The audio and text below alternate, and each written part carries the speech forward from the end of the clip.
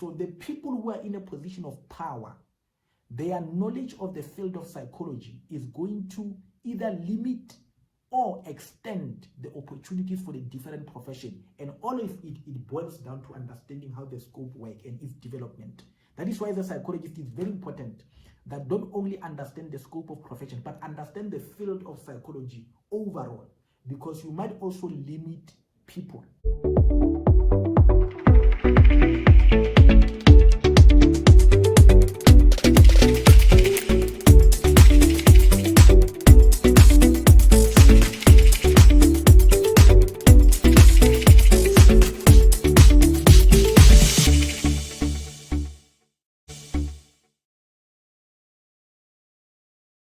Greetings friends, this is Dr. T and I want to speak to you today about the different categories in psychology. Most of you have been asking me to share how do the different fields or categories in the profession of psychology differ. In this video, I'll be taking you through the different fields or categorization in psychology. But before I do that, I want to give you a bit of a background about the field of psychology and how we came up with this different categorization so that we can understand the background, why we have them, and what is the current status regarding the different categorization.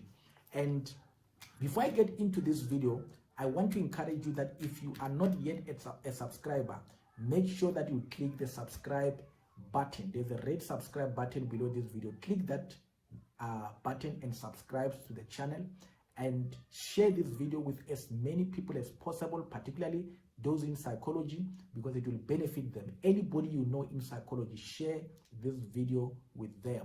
And if you like it, please click on the thumbs up.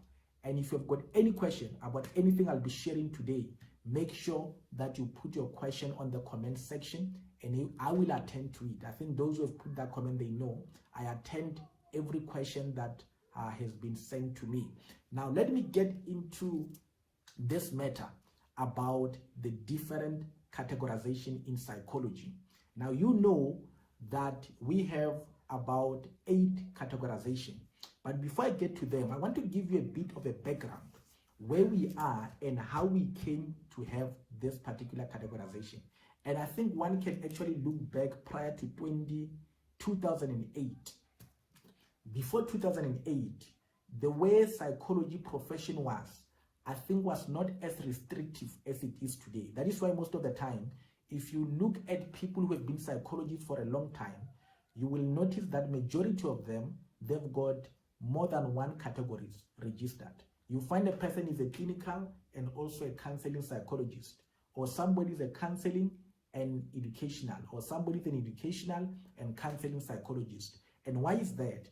Is because in the past, there was not so much restriction in registering in any of the categories.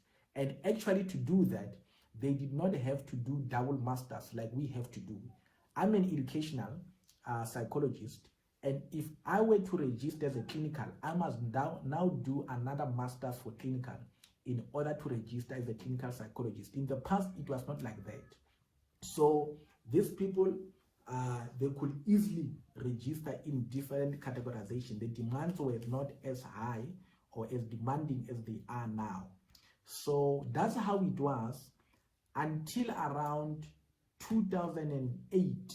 Around 2008, because people were practicing in various categories, various fields, and there was so much there was no clarity about what a psychologist do, and one could easily confuse the role of a psychologist and that of a psychiatrist.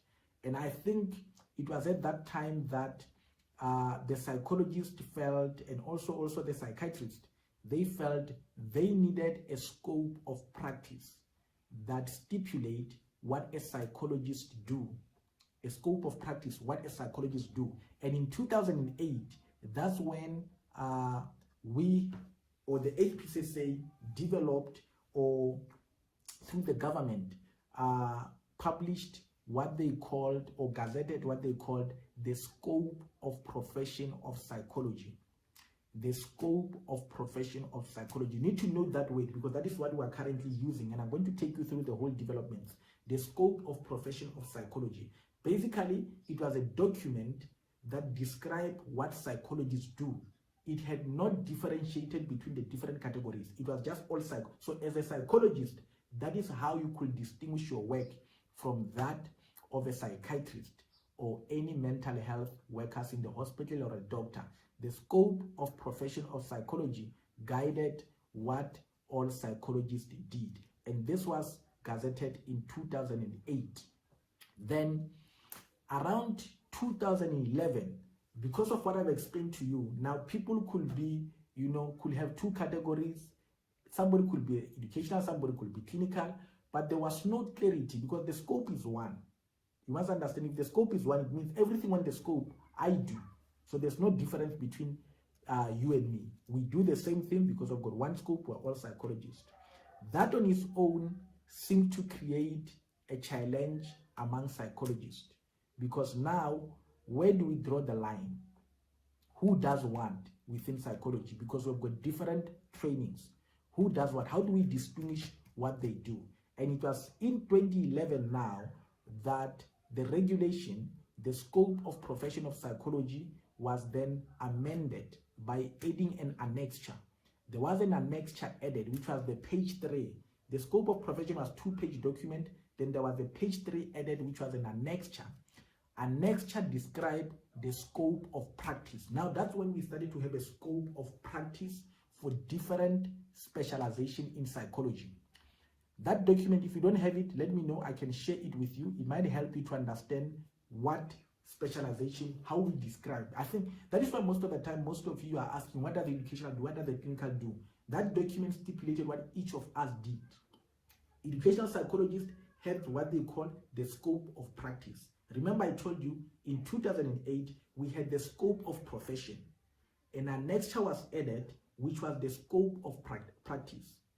The scope of profession was the overarching guide of what all psychologists do. The scope of practice was now a guiding document on what each specialization do. So I knew as an educational psychologist, if I want to know how I work and distinguish myself from psychology, from clinical, industrial, I look at what we call the scope of practice, which was different from the specialization. It stipulated what each of us do, the boundaries. So we knew how we distinguish all of us from all the psychologists and from all the registered professions like your counselor, psychometrist, and all that. We could distinguish ourselves from the scope of practice. Although with the counseling and psychometry, it was easy because already on the scope of profession, they were distinguished from the psychologist. So that's how it was in 2011. But that distinction, I think, caused a lot of challenges within psychology because there were issues or allegations that HPCSA was not consulted. You must understand, HPCSA is the representation of all the stakeholders in mental health, particularly from all the institute in mental health in psychology. So all the lecturers, academics, and professionals in practice, they are actually members of the HPCSA. And on the board of HPCSA, you've got different psychologists that are nominated through institute, but one can also be nominated from the private practice. That is why I encourage you that make sure that you play a role in the work that HPCSA do. Don't just only criticize it, play a role there. Academics, they get there because they ask other members in their institute to vote for them, but you can also, as a member, be part of the different committees within HPCSA.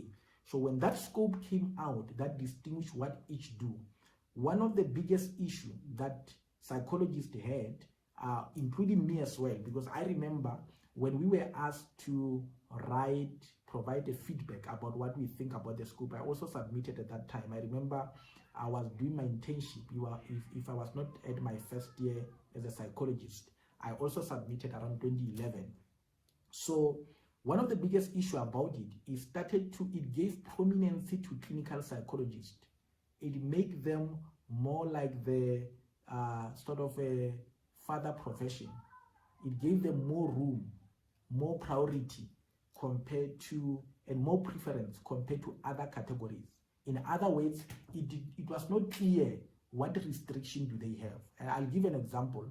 Even now, a clinical psychologist can do child assessment, can do educational assessment, can do psychotherapy with kids, with adults, with anybody. They can do counseling, they can do, you wonder what can they do?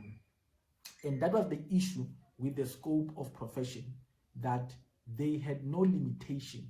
They were able to do everything, and that became an issue for psychologists, that we can't have a category that seems to be like a god of psychology. So that became an issue that all of us, all the profession had restrictions, you know, but psychologists, clinical psychologists didn't seem to have a restriction.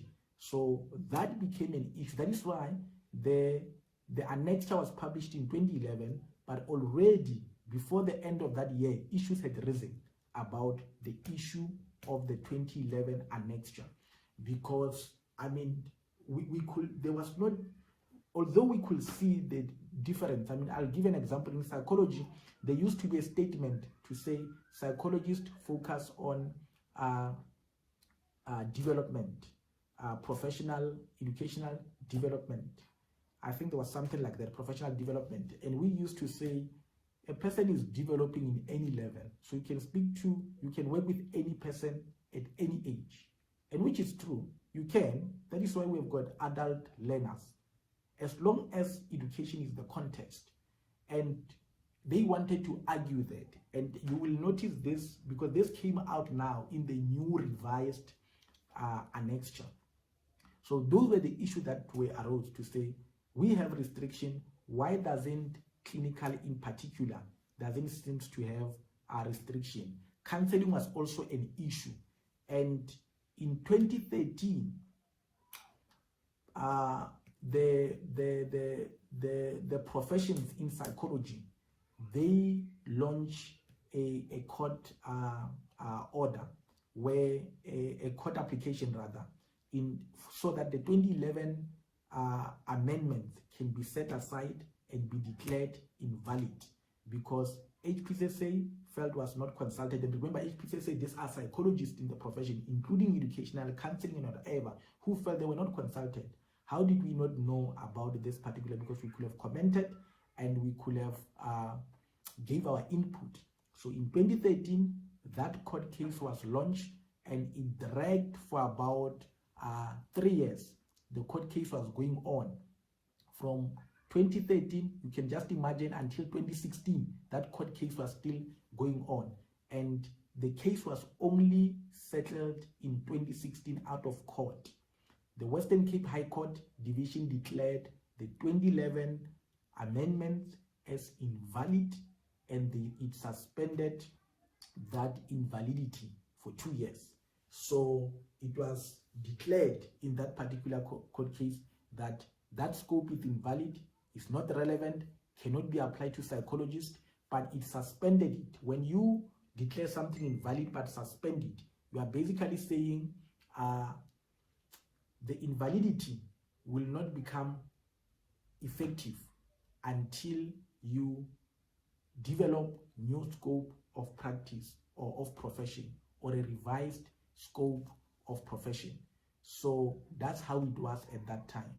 It was suspended, so which means now the court gave HPCSA 2 years from the beginning of 2016, or from November 2016 to 2018 November, to come up with amended scope of practice so that they can gazette them. So that was where everything started and where our issues now became very clear. So from 2016 November to 2018 November, what HPCSA did now, it set up a working group.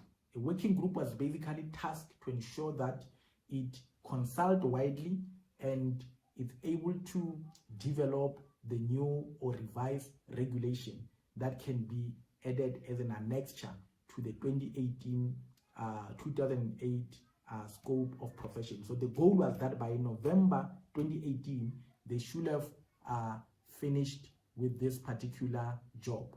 And what the task team did, they started with a survey. I remember there was a survey that was done widely in order to understand how does the profession look like.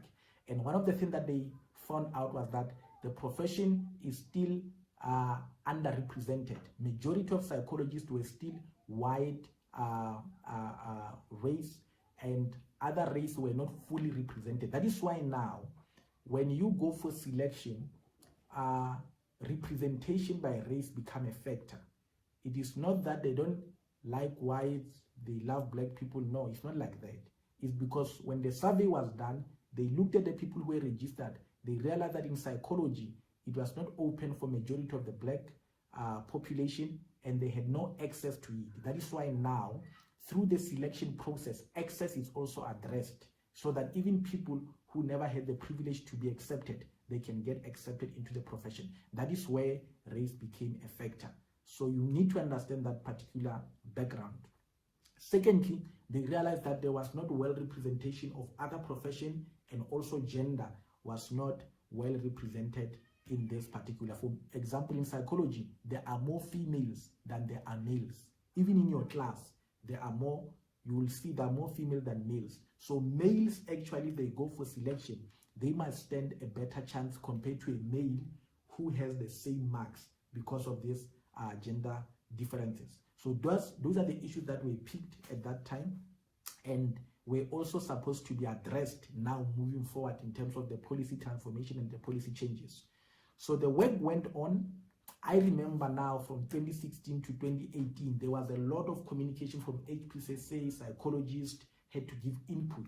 And most of you like asking about SASA, Psychological Society or Association of Psychologists in South Africa. And there's also about IPASA. IPASA is Educational Psychology Society of South Africa. There's another one called, I think, SEPSA. SEPSA is Society of Educational Psychologists in South Africa. You used to ask me, what's the role? I think there's another one. I saw another gentleman also is starting her own society. These societies of psychologists, what they do, they represent the interest of different specialization. So when you see a society, I think one of the oldest one is the SASA, which is the Psychological Society of South Africa, where all psychologists were there. But from them, then we started to develop the different societies that look at the different specialization. For example, you've got one for educational, one for counseling, one for psychometrist, and all that. All the societies, what they do, they look for the interest of that particular profession and specialization. So when the time came, when HPCSA wanted representation, wanted submission, the societies, what they did, they actually then grouped themselves. They started to have a society as submission. In other words, educational psychologists will meet and communicate to its members to say, here's the scope, what's your take? Then they will make their own submission to HPCSA. Counseling will do that, clinical will do that, and so forth. So basically, the different societies that we have, they represent the interest of that particular profession.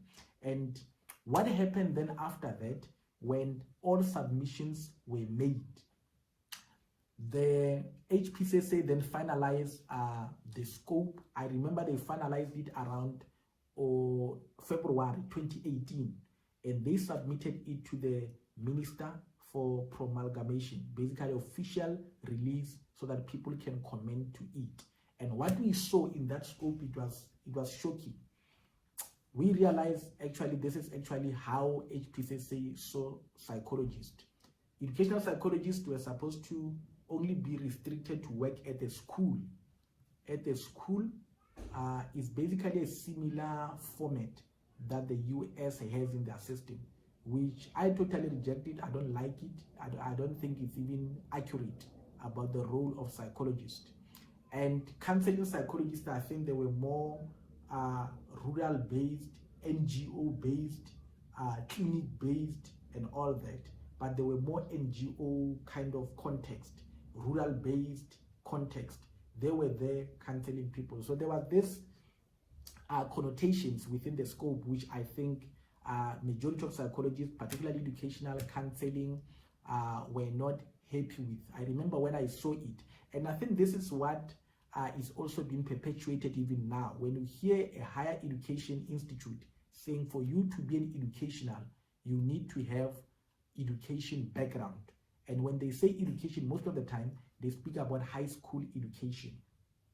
Others, yes, they take PGC, but I really don't understand why a restriction should be on high school education. I mean, somebody who has a lecturing background, somebody who has got a background in higher education working, I think that person will still be relevant because he will understand the educational processes. Because you can be an educational psychologist and never work at a school at all. I think the area that we are ignoring, particularly educational psychology, is an area of curriculum. Because if I understand how the curriculum is structured, I will be able at a high school level understand how to guide learners in terms of the subject choice and how that subject translates into different career paths and allow somebody to be accepted in different career fields. So certain curriculum structures of certain subject or certain field, certain students will not be able to cope with them in terms of their performance, the way they're performing in high school. You can be able to see that. And when you understand the curriculum, you are able to guide them well. And I think we don't spend much time we don't actually even do, at least in my background, do curriculum in higher education. That is why when you get educational psychologists in higher education, they can't even guide learners very well because they don't understand the curriculum. They can just tell you change your course, go to that one, without even understanding how that other course differ curriculum wise. For example, somebody can tell you if you want to become a teacher, do PGC instead of doing education, without understanding what is the curriculum difference between somebody who does BSc and then do PGC to become a teacher compared to somebody who just do B.Ed from first year until final year. If you want to become a teacher, you must do B.Ed, not PGC. PGC is an alternative path. When you have done a degree, you end up saying, you know what, actually, I want to be a teacher, but I have a degree. Let me go PGC. But you don't take the PGC route and do BSc and stress yourself with BSc mathematics, BSc physical science, BSc biology, which might not necessarily help you or be necessary for you to teach. So people who will advise you that is lack of knowledge of the curriculum, because mathematics that you do in BSc and mathematics that you do in education, they differ. The biology that you do in BSc and the biology that you do in education, they differ. Curriculum from a curriculum perspective. So when a person advises you, doesn't understand the curriculum, they'll just guide you where to go without thinking twice. How will the curriculum be different? And why will I advise you that way? I need to understand the curriculum. So curriculum understanding is one of the most crucial things, in my view, that I think psychologists who work in higher education, who work in school, they need to know. So these are some of the issues that were arose to say you can't make a psychologist or educational psychologist just be confined to high school. What about at university? Isn't there education? Why are you an educational psychologist if there's an educational context that you can't work within? How can you become educational psychologist but there's certain educational context you are limited? It does not make sense. It does not make sense. You are an educational psychologist because you are a psychologist who specializes within educational context. And educational context has got from preschool level until adulthood. Even at workplace, you have got people who learn. That's why you have got curriculum specialists in corporate. You have got instructional designers at corporate who develop learning material for the adults. Those people can still be taught by educational psychologists. Educational psychologists can still function within those particular contexts. So those are some of the arguments that one had to bring forth in order to defend the profession. And hence, 2018, February, the minister promulgated the new revised scope of profession for commenting. And by November that year, that scope was rejected.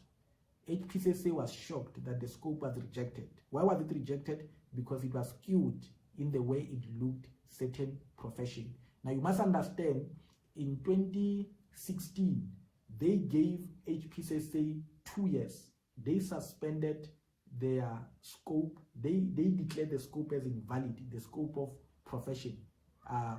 The scope of profession, not the scope of profession, the scope of practice invalid, but they suspended it for 2 years until 2018 November. So by 2018 November, we were supposed to have a new scope that we have agreed on. So because we did not agree, HPCSA had to write to the minister to say, do not publish the scope, we did not agree, so we are reverting back to the 2008 scope of profession.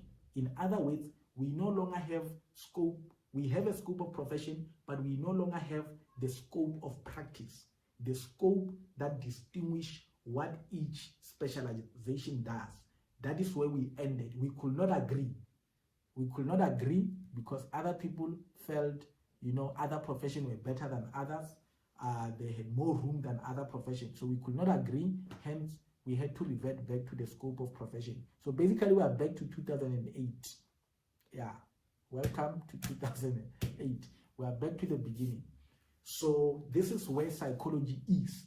The reason some of you are wondering, how do we distinguish what each one do, is because we don't have the scope of practice. We don't have that anymore. We are reverting back to the 2008, the issue we're trying to address, we could not address because we could not agree. So that scope of profession basically gives a generic overview of what psychologist does. It doesn't distinguish between each of the specialization. Now, in order to cover themselves, what HPCSA has now done and communicate to higher institutes is to say, okay, we no longer have the scope of practice, but we want people to practice in the area in which they have been trained. And even our examination is going to be amended. That is why I think around 2018, you will see that the question papers, they started to change. They no longer focus on the scope of practice. It focuses on the scope of the profession. So they will be asking you questions based on what you have been trained. And this is what you argue when you go to the board exam. When you go to the board exam, you argue based on the area in which you have been trained. I will be doing a video where I train you on the preparation for the board exam. You write according to what you have been trained. Everything is based on one scope of profession, but you focus on the area in which you have been trained. So now what they've done now, they say training will focus on a particular specialization.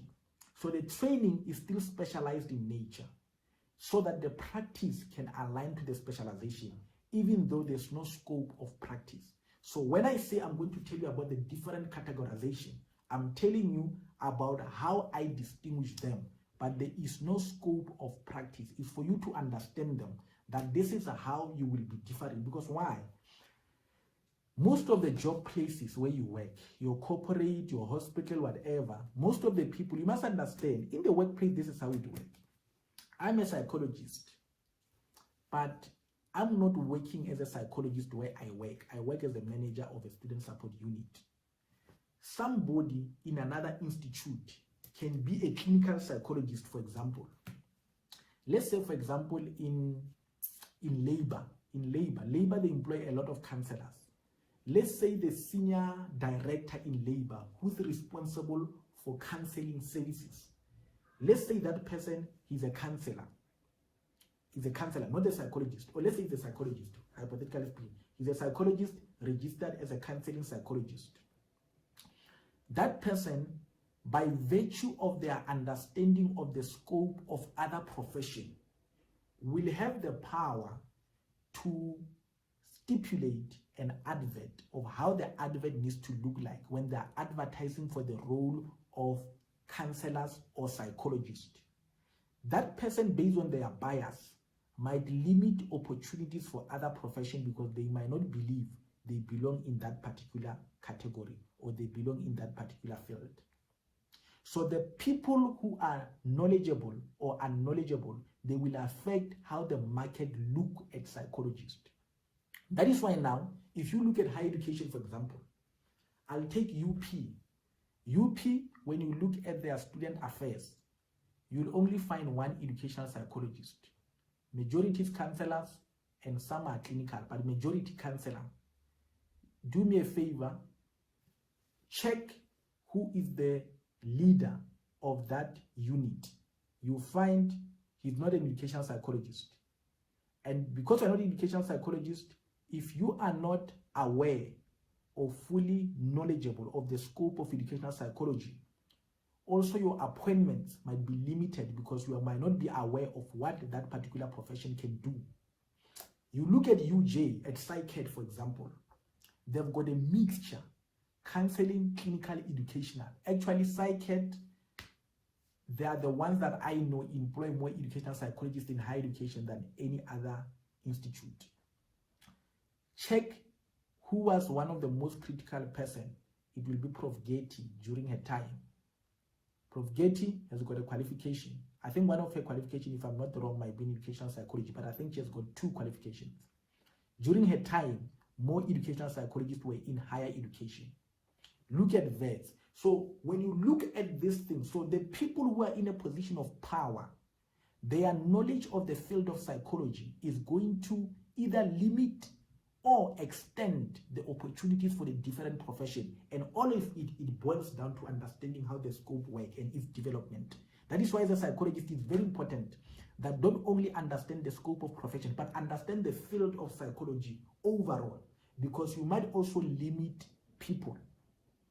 I get a lot into discussion and debates in higher education when I hear people making adverts. Where I am, I think there used to be an educational psychologist.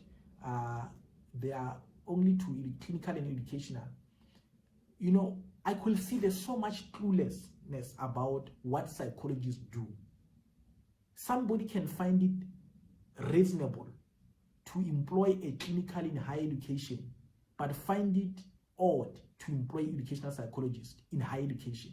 How does that even make sense to you? And this is where the issues comes. You want a clinical to dominate in a clinic. You want them to also dominate in higher education. How does that even make sense to you? How does it make sense? Help me. What do you understand by educational psychologist? You see? So those are the issues that people are in position of power, but they really have no clue what the profession is all about. And most of them you find they come from previous generation of psychologists. They've never taken time to study. Some of us, I'm telling you friends, we don't read this document from HPCSA. We study them. We sit down with them. We study them thoroughly. There was a time actually I wrote to HPCSA last year when I read their document about internship. I had to write to them to say there's something wrong with your document. They apologized, said we're going to amend it, because the way it was stipulating how long people do internship, how long they have for research, they were talking about 3 years. But when you look at that 3 years, actually, it doesn't actually 3 years. It's like as if you've got 4 years. And I'll say, no, your calculations are not correct. They're not correct. You need to be clear. Is psychology 1 year or 2 years? And if it's 2 years, how long do you give me from the time I complete the academic work? How long do you give me to complete research? Because you must understand, if you don't complete research for a certain period of time, by the time you finish your internship, they give you another year. If you don't complete research for more than a year after completing your internship, they might ask you to do 3 months of internship again. You redo it. If you spend another 6 months without completing your research, they might add another month to say, go and do internship again, because you need to revise it before you can practice. So you must understand that. So the scope of practice, guys, is really, there are complexities around it. And that is why some of you have got the issues you have. But the gist of the matter, particularly for the board exam, you need to understand which area were you trained. So when you read the policy, you read the policies according to the areas in which you have been trained. If you can understand that, it makes it easy for you to pass. Now let me close this. Colleagues, let me end there. I hope this video was very helpful to help you understand the field of psychology. As you prepare yourself to apply for the master's degree in psychology, honors degree in psychology, I hope now you have got clarity what each one of them does. But remember, don't be limited. When you compete as a psychologist, you can actually start to build your career. Like myself, I've built my career as a career psychologist. I believe in careers. I enjoy careers, so I built myself within that. Anything that has to do with career. I'm an education psychologist, but I specialize mainly in career psychology. That's my field. That's where I study. That's where I spend my time investing my knowledge in it as a career psychologist. I can be able to teach people about the different careers. So you will develop yourself and build yourself in the field that you have interest in. Let me end there, colleagues, and I thank you for your time. If you have not yet subscribed, I encourage you that subscribe. If you like this video, give it a thumbs up and share it with as many people as possible, particularly students in psychology, psychologists, any person in the field of psychology. Share it with them. If you've got any question regarding what I presented, put that question below this video on a comment section and I will be able to attend to it. Enjoy the rest of your day and continue living life to the fullest. Enjoy.